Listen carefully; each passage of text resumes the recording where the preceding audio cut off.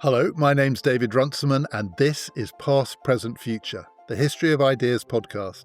Today, it's the first in a new set of episodes about the history of bad ideas.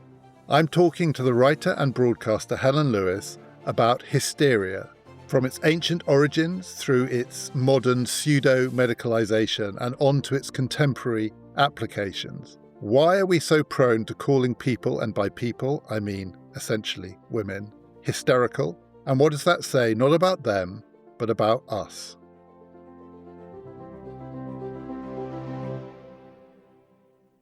Helen, we're going to mainly be talking about modern or relatively modern understandings of hysteria, Charcot, Freud and others. But I think we should do a bit of the backstory, not least because there's a question whether the backstory still is the story.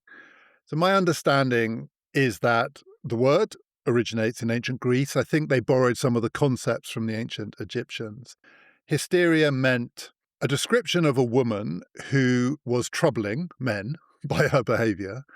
And the explanation was that there was something wrong with her reproductive organs, particularly notoriously the idea that the uterus had wandered around her body. So the idea was if a woman is out of place in the world, in some sense, the only explanation must be that her reproductive organs are out of place inside her body. Now, the ideas of hysteria we're going to be talking about have moved on from that. But do you think there's some trace of that right the way through, that idea that this is an explanation of female behavior that men don't like, and it's explained through failures in the reproductive system? Oh, I think that's definitely, and that's part of the feminist conception of it too, right? Which is essentially what you're talking about is women who have failed at being women. And then that's a pejorative to the kind of male doctors. But to feminists, that's a kind of cause for celebration, right? You've somehow transcended the bounds of your body or your social role. So everybody is kind of dealing with this idea that to be hysterical is to be ultra female, but also in a way that is really disruptive. And I had to look back into it. So there's Hippocrates of the Hippocratic Oath fame has this idea about it's hystericae pnix, right, which has been translated as hysterics, but it also could just mean diseases of the womb, which he said in one of his aphorisms that you could cure by sneezing. So that was one of the less aggressive ways of curing hysteria. But essentially, that idea starts off that there is something specific to female biology that makes women act in a certain way that is very different to men. It is completely mysterious. Their bodies are like kind of tides in the ocean, and that is that's the common thread that takes you all the way from that version to something like J.D. Vance saying that the problem with Democrats is that they're all childless cat ladies, which is the modern idea, right? That once again, these women have not used their wombs in the correct way, and that therefore has made them kind of unruly and made their emotions uncontrollable and unconfined. And so, yeah, that's the 3,000-year history, essentially.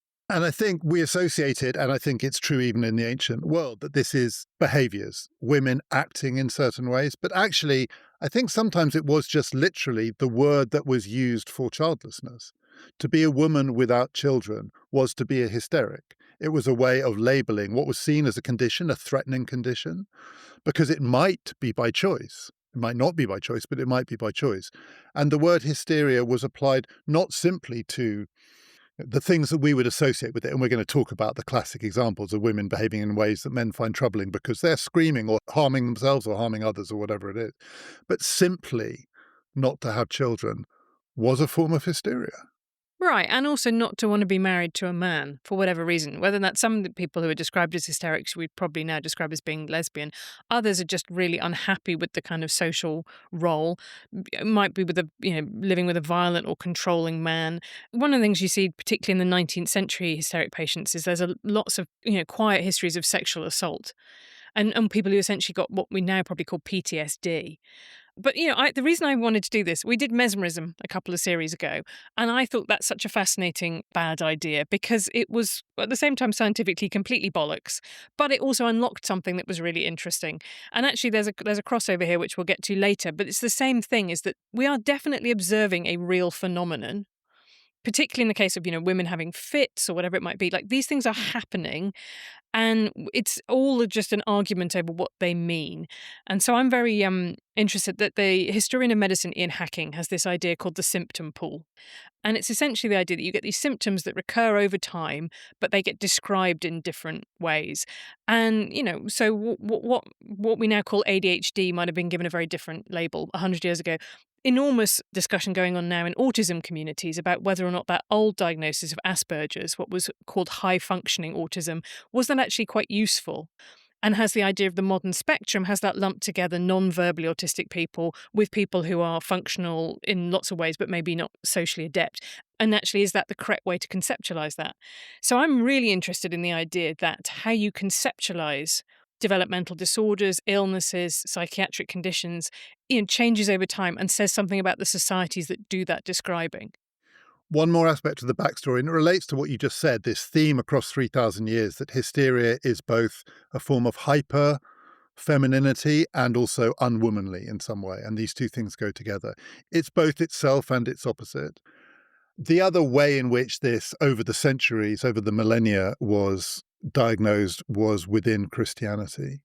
And in the Christian version of it, the kinds of behaviors that were labeled hysteria or hysterical often blended into witchcraft, witchery. You could find yourself burned or ducked in a pond, or you could be discovered to be a saint.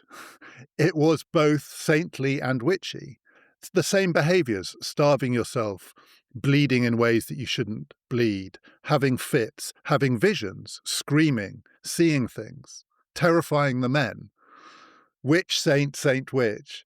It's the same thing in a way. It's this set of conditions or behaviors which lead to labels that are almost in opposition to each other, but not quite, because witchery and saintliness aren't actually that far apart in the Christian imagination. Right. And it's possession in some respects, right? It's either a devil or a demon speaking through you, or it's Christ speaking through you. So in some senses, you are not yourself. There's a brilliant essay by Hilary Mantel in the London Review of Books that I come back to every so often called Some Girls Want Out. And it's about the tradition of medieval female saints. And the stuff that they used to do to themselves is absolutely extraordinary. I mean, anorexia, yes. Trances, yes. One of them was pouring boiling pork fat on her genitals. I mean, things that actually now also you begin to see them as. So Freud had this idea that all the hysteric symptoms sort of punned, that people saw in their dreams had some relationship and they were trying to tell you what the problem really was. But when you look at some of those female saints, it does feel that some of the things that they're doing to themselves are screaming out what the problems with them are, whether or not it's self-mutilation or whether or not it's starving themselves, trying to kind of withdraw from the world, or like going into a convent so you can't then be married off to somebody because you're the bride of Christ. That is a way of taking yourself out of a situation that's intolerable. And so many of what I think we talk about now is psychosomatic illnesses are about you taking yourself out of a situation that's intolerable. Like a stress-induced breakdown, right? Is essentially your body sending these blaring signals to you of like, you are killing yourself, get out, and giving you permission to get out in some way that you're not able to give yourself. I think in the medieval or early modern Christian version of this, as you say, the saints are the ones who withdraw in some way. And there's almost a ritual to it. It often happens in a nunnery. These are women who have embraced a life of denial. They're surrounded by men who then decide that they might be saints and encourage them in the tortures that they're inflicting on themselves. The witches are the ones who are out in the world. The witches are the ones who are a threat to a community. Witches who are associated with gossip and rumour and spreading stories that might spread like wildfire through the community. You got collective hysteria within nunneries. But these saints, it's a very solitary business. The solitary version is the saintly version. The witchy version is when it feels like it's socially threatening. And with hysteria, again, I think there's always that duality to it. One of the things that we, the people who are frightened of it, are frightened by is the thought that it might spread socially. Yeah, I think that's really interesting because, again, it comes back to this idea that if left unchecked, something about womanhood would be really scary and frightening. That actually, although women are in this typology also kind of weak and stupid and childlike and naive, they are at the same time, incredibly uncontrollable, and that they have to be kind of rigidly drilled into what their appropriate social station in life is, and kind of kept under kind of constant guard and watch. And I went back to what is it called? The Malleus Maleficarum, the Hammer of the Witches, which is the big 1480s text. And, that witches, they kill fetuses, they steal penises, which is one that is always, I feel like that's something you would know if it had happened or not. So I've never really quite known how that one worked out. But there is all this sort of stuff essentially about women having this bodily, physical power. To me, that feels incredibly deep, right? And I understand it to some extent because it's getting me into sort of cod science, but male hormonal profiles, right? You have testosterone and it's very high when you're a young man and it slowly declines over life. That's not the same for women. You can have just these incredibly different moods that are brought about by different stages of your menstrual cycle. Menopause, it turns out, just basically fries your brain, because estrogen is such a powerful neurotransmitter and you kind of have to rewire yourself through that process. So, I'm not surprised that medicine kind of struggled to deal with the female body, and that some of the things that ended up coming out of that were discussions of hysteria, because it was essentially saying, why aren't women acting like the way we would expect men to? There's something wrong here. So men and women both experience the brain frying in puberty. And then there isn't an equivalent, although people claim the male menopause, but there isn't an equivalent later on. Some of those stories of the saints are to do with puberty and these young women's horrors with their own bodies. I mean, it's a story, again, that endures over time. The ways in which the transition through puberty puts certain kinds of pressures on women and fears into women and social sanction around all of that in the way that it doesn't quite with men. Boys and girls, puberty is frightening for both of them, and in a social setting, it can be terrifying. But in the female case, you're not getting the male saints in the same way, starving themselves, harming themselves. I mean, you get a bit of it, but I don't think it's the young girl version of it. No, and that's really interesting when you get back to the next stage of where it develops. So once you get past, heading towards the Enlightenment, there's an attempt by medical science to reclaim hysteria as a term for a real kind of medical psychological condition, and not just a manifestation of demons and spirits. But the interesting thing that happens there is there's a guy called Thomas Sydenham in the 17th century, and he basically is one of the main reclaimers of this as being part of a medical tradition rather than a religious one. But he at the same time says, well, there's a male version, and that's hypochondria, and he gives it the name hypochondria. And you'll like this. Symptoms that were seen in such male subjects as lead a sedentary or studious life and grow pale over their books and papers. Yeah, I've met a few of those and may even have had moments myself. Right. But this is one of the things that's really interesting to me is that obviously anxiety, we know that on average women report more anxiety than men, but there are clearly any number of extremely anxious men, and this is this is not a uniquely female problem. But men don't want women's diseases by and large, and there is a constant churn of trying to gender this disease and say, well, if men have got something that looks like hysteria, but it can't be hysteria.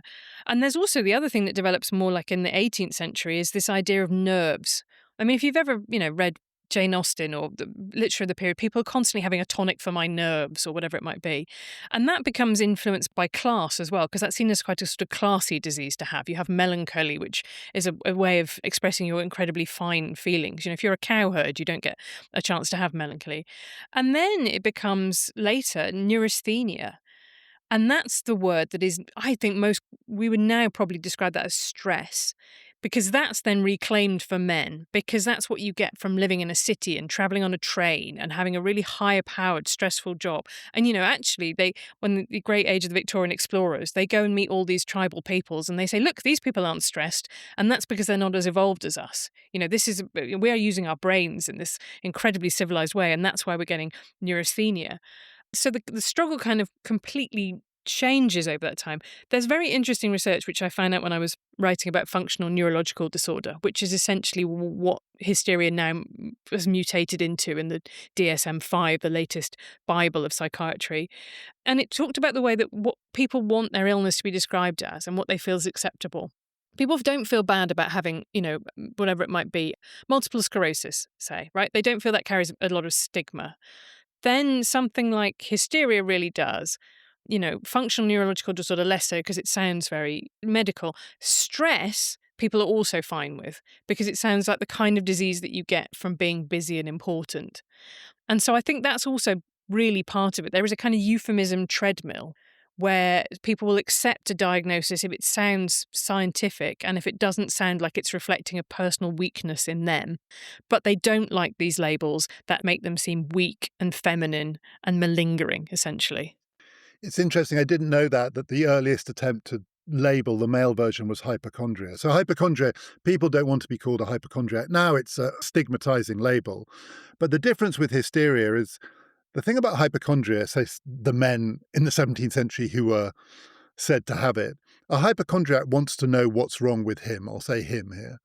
So it's a kind of version of illness in which there's some agency. The hypochondriac is the person who feels there's something wrong with them.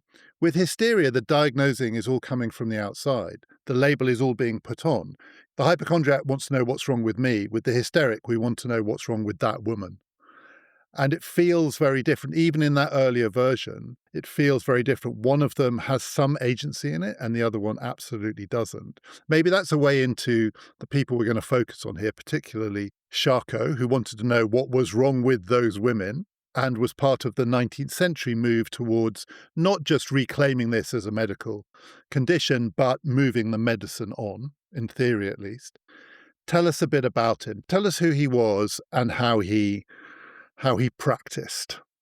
So he was one of those kind of great leading doctors that had a kind of selection of like acolytes and apostles around them. And he practiced at the Salpêtre Hospital in Paris at the end of the second half of the 19th century. And, he is name checked in Dracula. He names Tourette syndrome after Georges de la Tourette, one of his pupils. Another one of his pupils is Binet, who is one of the inventors of the IQ test. Freud studies under him for 6 months. So he is one of those people who's a kind of node, who's just incredibly impressive. And I should say, before say some very rude things about Jean-Martin Charcot, I should say he was a great scientist. So he described for the first time multiple sclerosis, very instrumental in developing a description of Parkinson's. He was interested in neurology, but also psychology. And that border was extremely porous at the end of the 19th century. So one of the things, unfortunately, for his reputation, he becomes obsessed with then is hysteria. And his question really is this a real disease or is this a psychological disorder? Or even to the extent, are these women putting it on? And he starts off with an epilepsy ward in the hospital, into which he admits lots of women who are coming in, with symptoms like fits, essentially. And this is the other thing. He was a big proponent of the fact that men could have hysteria too. But that then no one really wanted to see the male hysterics. I was reading a history of him, and there's a guy one of his male hysteric patients, who used to eat live rabbits. And no one was interested in this man. I just sort of think of him like stuffing down another live rabbit, being like, what am I, chopped liver? But the thing that really attracted attention to him is that he used to stage these demonstrations. So he would get one of his female hysteric patients in, he would put them under hypnotism, essentially mesmerism, to go back to our previous discussion, and then he would ask them to act out a load of scenarios.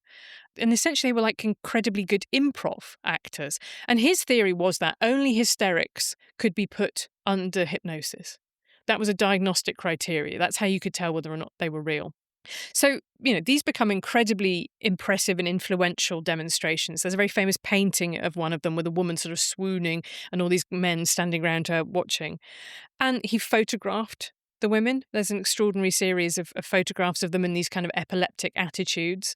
And the thing I suppose it's most reminiscent of that people might have heard of is the way that John Merrick showed off, the Elephant Man was kind of shown off to people. Or in the Victorian time, there were demonstrations of vivisection, which Charles Darwin was very much against. There was a culture of this kind of, we're just going to look at people in like a freak show way, but now it's science and it's okay. So one of the very famous people is this Mary Whitman, Blanche. And she came from a family of people with epilepsy. Her father had been put in an asylum. At 13, she got apprenticed to a furrier who kept trying to rape her. She started then faint and have these fits. She spent time in a convent. And then she gets admitted to the Salpêtre and she becomes Charcot's top hysteric, essentially. I mean, shall I read you the description? Elaine Showalter, who's a really brilliant historian of this, has this description. Okay, the attack could be induced or relieved by pressure on certain areas of the body, what Charcot termed hysterogenic zones, and they were especially to be found in the ovarian region. A complete seizure involved three phases: the epileptoid phase, in which the patient lost consciousness and foamed at the mouth; the phase of clownism — Charcot was a great fan of the circus, involving eccentric physical contortions; and the phase of attitude passionnelle, or sexual poses.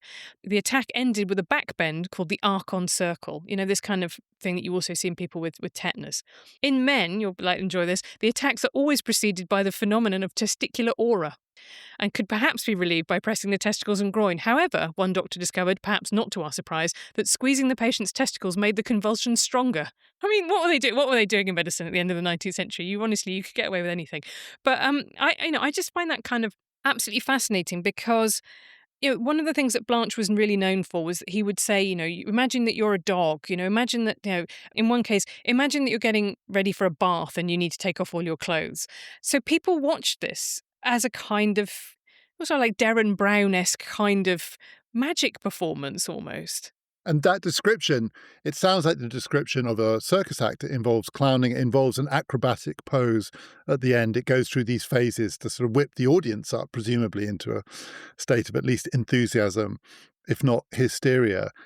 So I want to come back to the fact that he still thought it was located in the reproductive organs. The bit that feels new is the hypnosis. Is it the case, so as you said, it was a diagnostic tool. If you couldn't be hypnotized, you weren't hysteric. So hypnosis was one of the ways of determining whether someone could be a hysteric. Was it also the case that if you could be hypnotized, you were a hysteric? In the sense that actually, if you fell under the spell, that was a form of hysteria? Because they're kind of two different things. It could be there are all sorts of ways you could hypnotize people, but we know you're not a hysteric if you are resistant to hypnosis. Or it could be hysteria is actually the experience of being under hypnosis. Yeah, I mean, now doctors make a distinction between epileptic seizures, in which they can see unusual electrical activity in the brain, and what they call pseudoepilepsy, which is when people are having a fit, but there is not a physical manifestation of it. And, when we talk about these things, I think people leap very quickly to the idea that that's people who are putting it on. But it's not necessarily that. The way that I spoke once, an expert in functional neurological disorder, he said you have to think of it as a problem with the software. There's lots of diseases where there is a problem with your body's hardware, and this one is the one about a software. So, maybe you suddenly can't feel your leg, or, you have a visual disturbance or whatever it might be. And that feels incredibly real to you. But it is a software glitch rather than a hardware one. And, that to me probably describes a lot of what was happening with these women. I should say there was a model for Toulouse-Lautrec who said later, basically, they were all putting it on. They knew how to put on a show. They knew what was expected of them. But that is sort of suggestibility in a different way, right? They may not have been consciously aware that they were doing it. They were so much into the expectation of it. I went to see a play last year, the year before, called The Years, based on a book by Annie Arnaud, which I think you've spoken about in this series. And Romola Garai describes in quite a lot of detail having a miscarriage, I think it's as a result of an abortion, but quite gorily describing, she has blood all over her hands. And before I went to the theatre, there had been this description in the papers about how all these men essentially were kind of fainting and having to be carried out. And sure enough, she starts doing it. She's got her blood all over her thighs and her hands, and two blokes go down like nine pins in the stalls. And I was with a friend. They were fine, so I can say this. I was genuinely thrilled because that to me was hysteria, right? They had been told that they were going to see this thing that was just like unbelievably traumatizing, and they had psyched themselves up, and then sure enough, they saw some blood, and it was all too much for them. And I saw A Little Life in Dutch in Amsterdam, and again another situation. The protagonist mimes slitting his wrist in a completely non-naturalistic way, right, with blood bags instead of a prosthetic. But some kid, bless him, in the back stalls keeled over, and they had to kind of wheel him out. And to me, those are really interesting examples of the fact that we are all quite suggestible. Some people appear to be more than others, definitely. If you ever watch a stage hypnotist, they will tend to select out the people by saying, everybody put your arm in the air or whatever. And then grumpy sods like me at the back who are like, you can't make me do it, I won't do it, don't get asked up on stage. But suggestibility is was a really interesting discovery that actually one of Charcot's big critics advanced the theory at the time that we were all essentially suggestible to some degree or other, and that Charcot had got this one completely wrong, and that, he was vindicated in the end. Because if it does get associated with hypnosis, then the field of hysteria is going to have to be much, much wider than in those earlier versions. Was he trying to cure these people, or was he just parading them around town? Well, the hit rate of curing people doesn't, and we can talk about this in relation to Freud as well, doesn't appear to have been amazing. I mean, Blanche lived in the hospital essentially for years. She eventually got a job working in the X-ray department and had to have various fingers amputated because she got exposed to so much radiation. The very telling aspect, and I don't know whether or not this is 100% confirmed, is that she is reputed to have stopped having these seizures when Charcot died. So essentially, she was doing them for him. It was part of and this is always also interesting when we talk about where this takes psychotherapy and psychoanalysis, is that it was something that came out of her relationship with him. And by all accounts, he wasn't like Mesmer. He wasn't this kind of incredibly flamboyant showman. He used to read his lectures out in quite a boring way, but he was this godlike dominant figure in his medical department, and she was his star pupil. And that you can totally see why that gave her a status that she otherwise wouldn't have had as some poor kid who'd been apprenticed to a furrier and, had no real prospects in life. You can see there's a conflict here in the sense that if her job was to perform, let's use that word, in these ways in front of an audience, so he hypnotizes her, she goes through those various stages. There's an expectation. People are coming to see her behave in these ways. Were she one day not to do that because she's been quote unquote cured, it's going to be a disappointment. So the fact that she was, I'm not going to say cured, but it stopped after he died suggests that there was something going on there, which was each of them was serving the other's interests.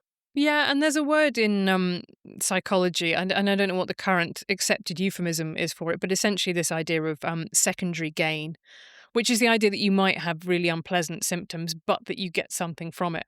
My friend Hadley Freeman writes about it really well in Good Girls, which is her memoir of her anorexia, about the idea that if it becomes the entire family's job is to feed you and keep you alive and, oh, just try something, have something, then what you get from that, although the disease is horrible in other ways, one of the most fatal of all the psychiatric illnesses, you get this kind of patient role and you get constant reassurance that you are everybody's project and everybody gains from you.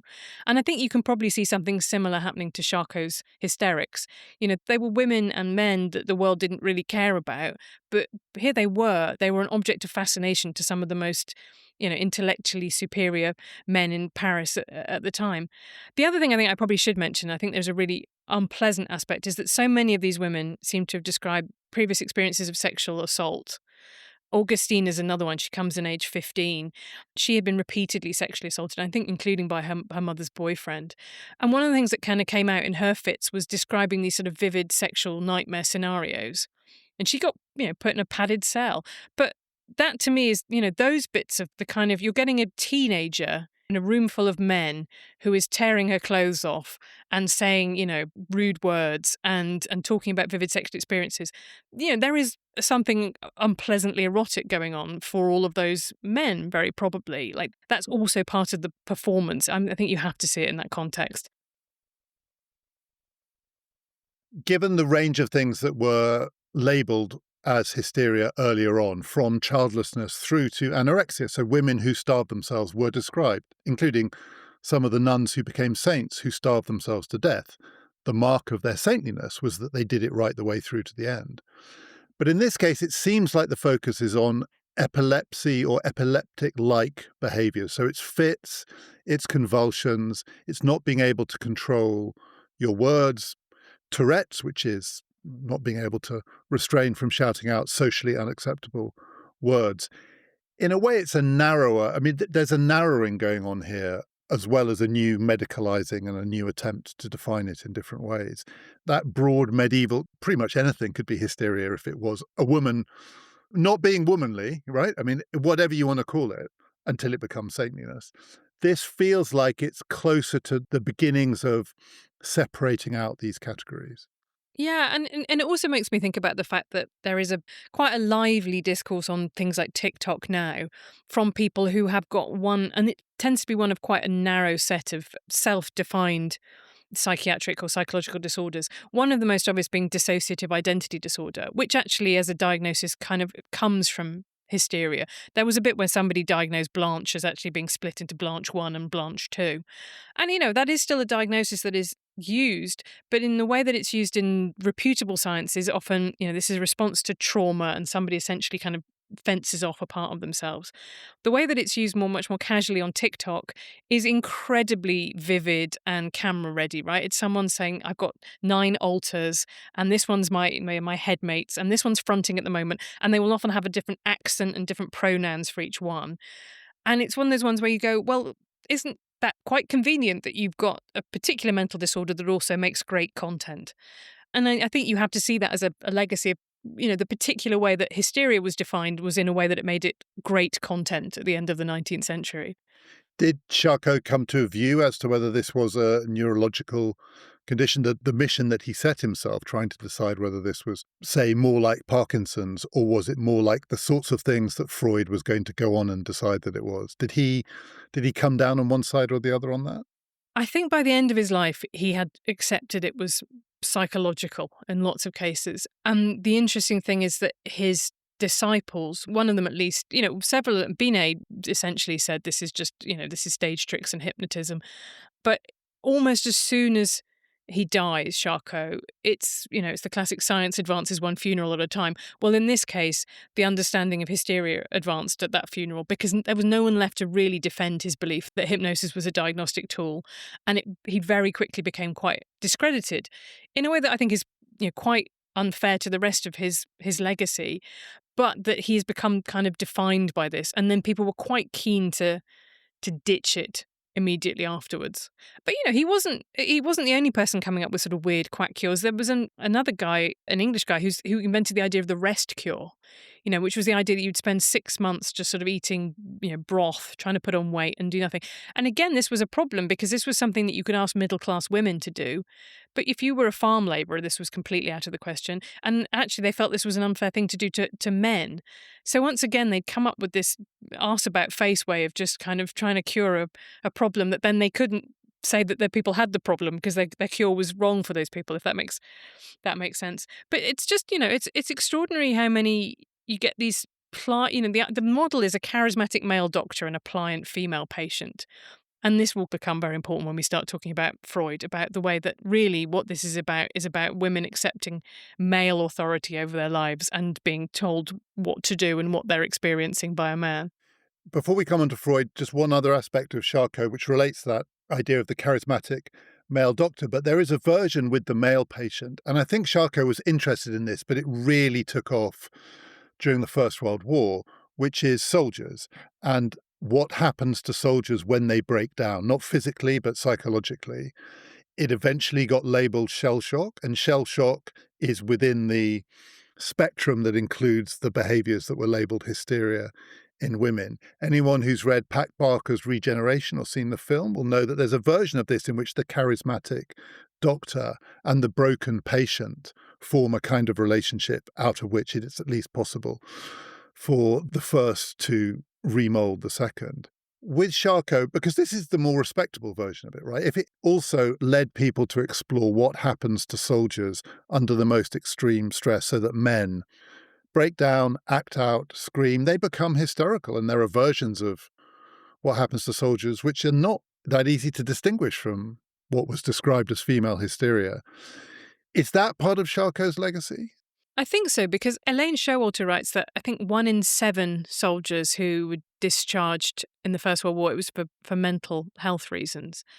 So you have this creation of this idea of this kind of intense stress can kind of break you in some way. And then you have a Europe-wide event in which that is demonstrated to be enormously true for an enormous number of men. And so, the positive version of this is that the understanding does come about from that this isn't malingering. Because one of the things I think that they discovered during that time was that they tried to do all the things they did to female hysterics, which was essentially isolate them and then bully them and say, come on, aren't you just putting it on? But they tried sending men back to their units and it just didn't work. They couldn't snap out of it. And I think there was a really unpleasant learning curve about the fact that this wasn't a conscious thing. This was actually something that was really profoundly wrong with people that required a different type of treatment, essentially. But of course, what they didn't do, Charcot tried to do it, they didn't call it hysteria because hysteria was still a woman's ailment of one kind or another. And so there was both a legacy into this, but also that separation that happens. It's a version of hypochondria and hysteria. It's the same thing, but we cannot give it the same label because if we did, we would feminize it. And the one thing you don't want to do is tell these soldiers that actually they've got a woman's disease. Yeah, and this is what I mean. I think this is people get very angry about the ways that you describe illnesses, but they are always contingent. Some things obviously have a very simple clinical diagnosis. You either got anemia or you haven't. But with lots of other cases, it's about the descriptive terms are kind of much more fluid than that. And one of the things that comes up quite a bit is the idea in American politics that liberals report more mental health problems than conservatives. Really interesting finding, and that could be a predisposition in the same way that people who have higher openness to new experiences also report more likely to be liberal. Or it could be about taboos. There's a brilliant stand-up comedy routine, which is a guy saying, straight men don't have food intolerances, unlike women and gay guys. They just have persistent chronic diarrhea for the last 10 years. And I think about that quite a lot, right? That actually what you have is a situation, yes, in which lots of people have exactly the same symptoms that were being described as hysteria, but they can't possibly have hysteria because that's for women and that's bad. And that is again another persistent finding from the history of psychiatry. So when you look at the move from Charcot to Freud, do you see in Freud just another Charcot? And you've described Charcot in terms of where it's clear that's not a good thing. Or in Freud, do you see, I don't want to call it an advance, but do you see this moving closer to, let's call them later 20th century understandings of these conditions and these behaviours? Well, Freud was bad in a different way and good in a different way. So he studies under Charcot 1885 to 1886 in France, comes back to Vienna and gives a paper. And then one old guy says to him, well, these can't be about men with hysteria. And he says, well, they can't have hysteria because they're men. It's about the uterus. And it really annoyed Freud because he lectured him on hysteron means the uterus. And Freud knew it should be actually hystera was the correct Greek. So Freud experienced this both as being typically patronized by the Vienna medical establishment, and also he felt talked down to as a Jew. And this is another kind of side plot, we don't have time now, but actually being Jewish is also associated with being hysterical, right? Because you are wandering, feminine, you live in a city, you work in books, you're not like a proper virile man who works on a farm, right? So there is all this strain of kind of anti-Semitic caricatures of Jews that also runs through late 19th century discussions of hysteria. So it's not perhaps surprising that Freud should have been really interested in this as a subject. But he did one thing that was really good that's different to Charcot, which is that he actually listened to his hysterics. So Charcot's idea was that you took, a woman suffering from stuff and then you put her under hypnosis, she had a fit, and then you said, well, thank you very much, Blanche, we'll see you again on Tuesday. Whereas what Freud did, and Breuer, who he co-wrote studies in hysteria with, is that they actually did proto-psychoanalysis. They asked them to describe their dreams. They asked them what childhood experiences they had. They at least were interested in them as more than just a kind of ragbag of symptoms, as a kind of human person. The tricky thing is that the narratives that they tell are often extremely partial and flattering to them. So one of the most famous ones is Dora, Ida Bauer. She wanted to go to university. Her father essentially pimped her out to a family friend whose wife he was sleeping with. And she turns up and she tells Freud all of this. And Freud says, well, actually, I think you're probably in love with the family friend. And probably you're actually sexually attracted to your father. At which point, credit to Dora, she walks out on him and she's like, nope, thank you. This is not very helpful. Because he was essentially trying to impose this narrative on her life that she felt was completely alien to her experiences. And, her only choice then was just basically to end the therapy. And he writes this up as a kind of failure of his in order to get her to see his point of view, essentially. And I think those stories are. Anna O is the other example. So she can't find the words. She loses the ability to speak German. She can only speak Yiddish or other European languages. And Brewer talks to her for 1,000 hours. But we still don't really know whether or not she actually just had a physical illness, whether or not she actually had epilepsy or encephalitis or something like that.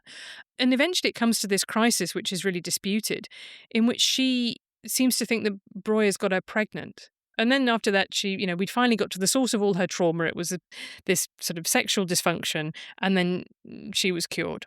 And that doesn't actually necessarily seem to have been what happened. But the thing that's fascinating about that is at some point, clearly she did get past it because her real name's Pappenheim. And she became an anti-trafficking advocate. She wrote books. She had this incredibly impressive feminist career. I mean, she's one of those 19th century lies where it said, she never married, but she ended her life with a devoted female companion of many years. And you think, okay, yes, I think we know where this has gone. And she never spoke about being treated by Freud or this time as a hysteric. And again, it's really hard not to see this as she had a load of men imposing their version of what she should be. And then she got under Freud and Breuer, and they had a version of what she should be. And at some point she discovered her version of what she should be. And at that point, her symptoms seem to have lifted. So this is why feminists have got mega into hysteria. And from the 70s onwards, really, there's this huge feminist literature that is all essentially saying this is a female reaction to not fitting in a patriarchal box. But as Hilary Mantel puts it, some girls want out. And maybe that's an overly simplified version as well, but you can see why it's so appealing to feminist historians. With Freud, do you think, so he wasn't displaying these women in the way that Charcot was, but the case studies feel a little like the written version of the stage show in a way, that he was putting these specimens on display and completely controlling the narrative. That's a mark against him. Another mark against him and Breuer is that they went too quickly to seeing reproductive, medical issues of one kind or another as lying behind this. That feels 2,000 plus years out of date. But something to be said for it, as you described with Charcot's studies, his case studies, there was a history of sexual violence and sexual assault often in their background. And at least with Freud, there was an attempt, which was then maybe over schematized and systematized, to identify the sexual trauma. So not just the reproductive failure or the fact that this person happens to prefer women to men, but the actual sexual trauma behind what are then presenting as symptoms. And that does feel like an advance on Charcot.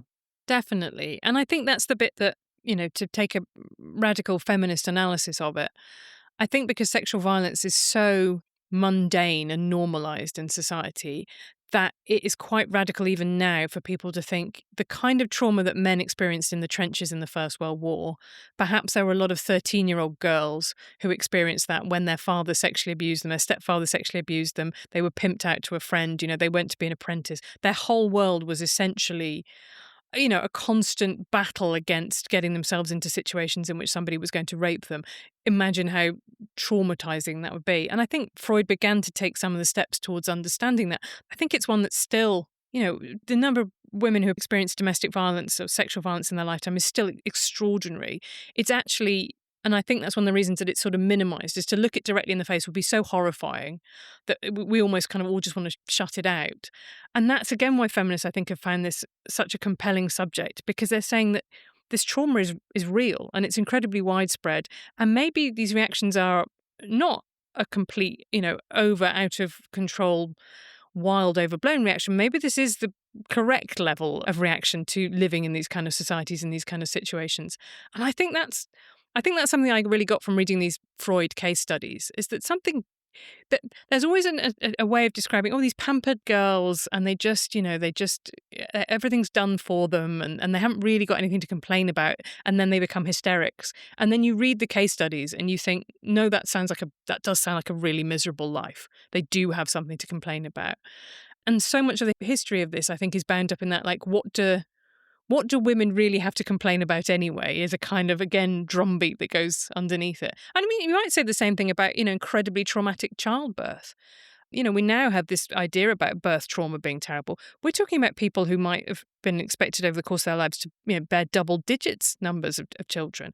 It must have been incredible, and to lose children at extreme rates too, right? I think we have this prettified idea that people in the past didn't really feel anything. They didn't really love their kids the way we love our kids now. So losing two of them before the age of 3 to diphtheria can't have possibly upset them in the same way. And then you read Lincoln on the death of his son.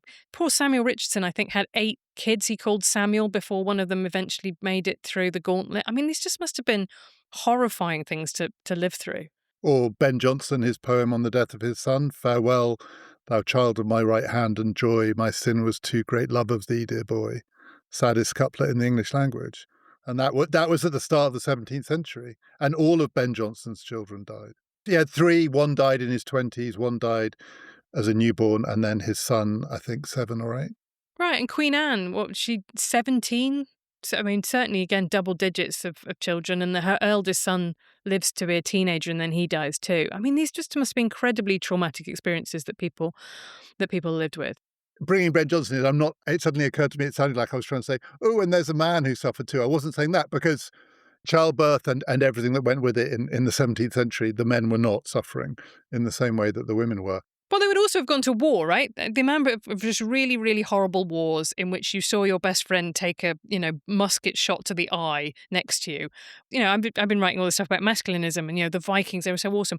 I just think a lot of those people must have just had terrible PTSD the entire time. And that's probably why they drank so much mead. I mean, we have this sort of odd and comforting delusion that people in the past just didn't experience emotion.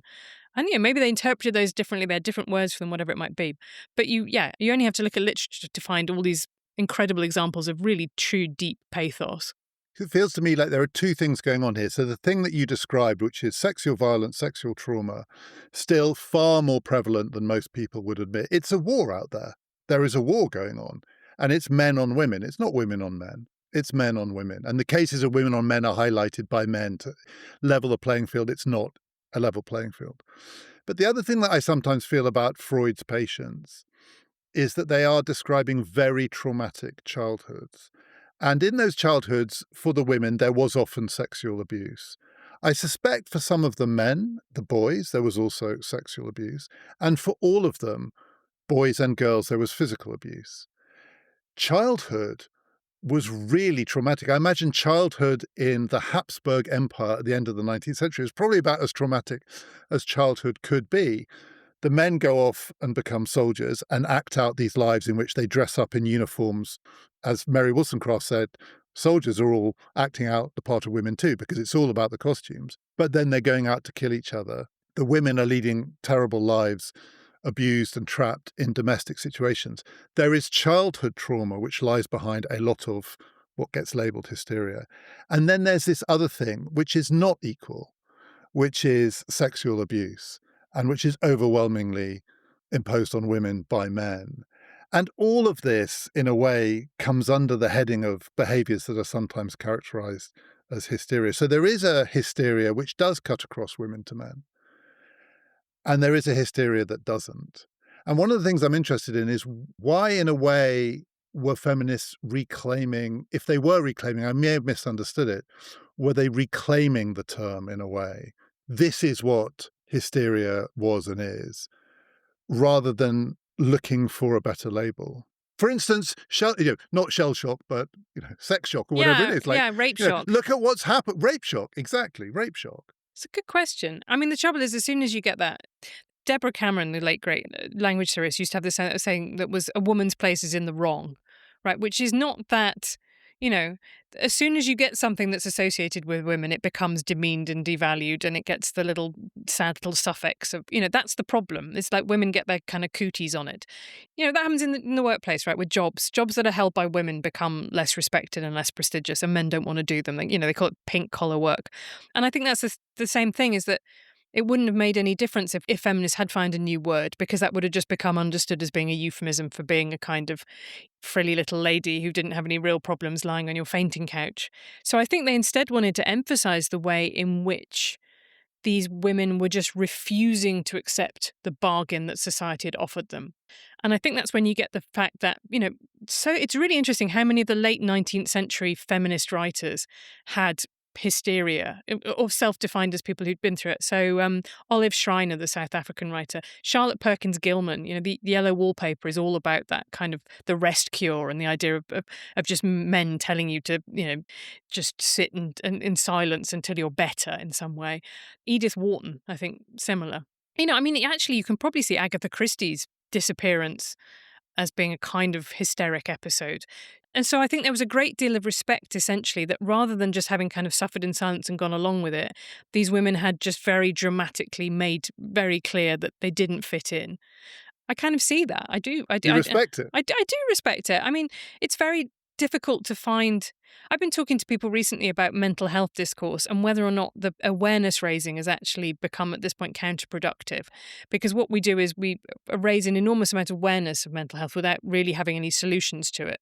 So all you're doing is kind of foregrounding something that then you can't really help people with. And so that's why I introduced the note of caution. I'm not saying, if you hate your boss, have you considered throwing yourself on the ground and having a pseudo-epileptic fit? Probably won't work.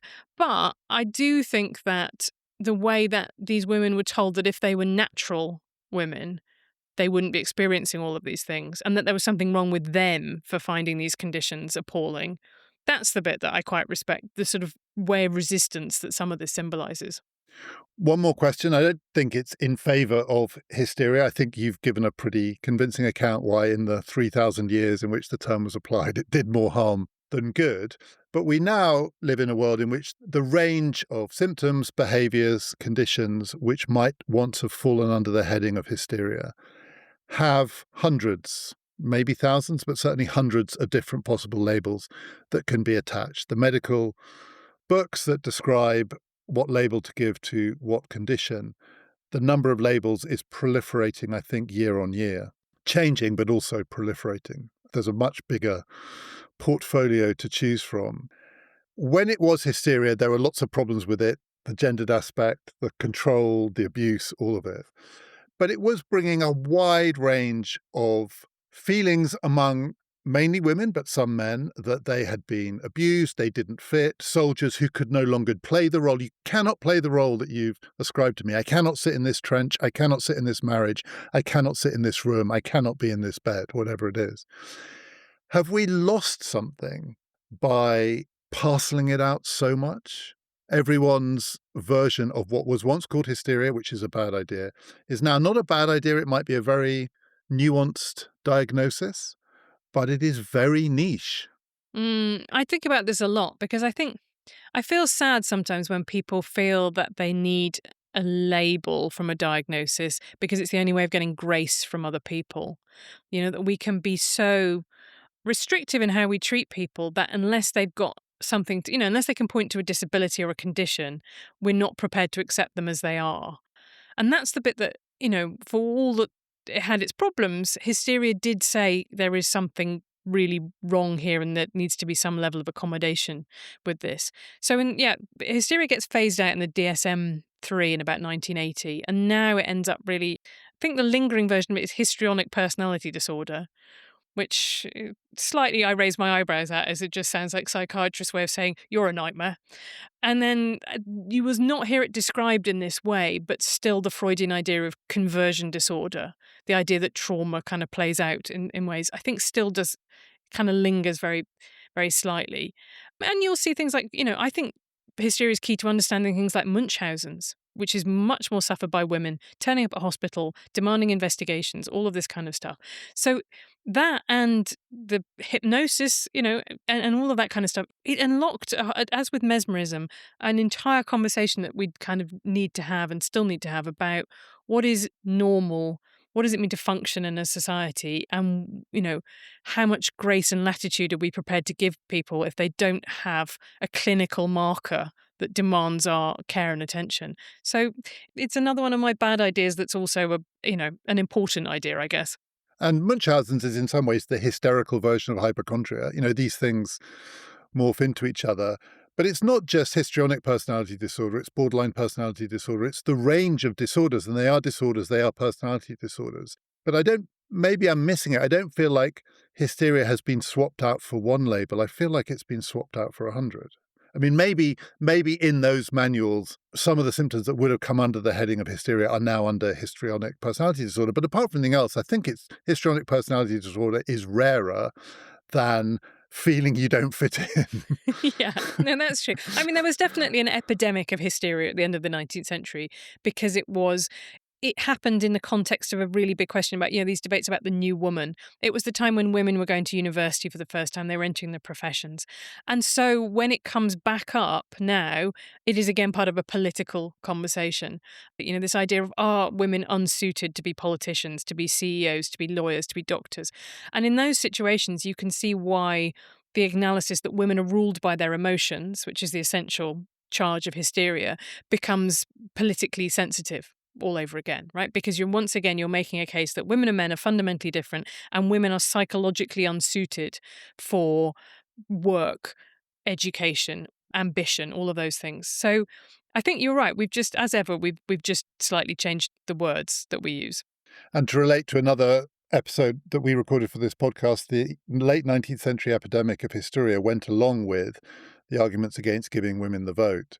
And there is an irony, I don't know if irony is the word, but those themes that you say you're writing about now go along with some men wanting to disenfranchise women.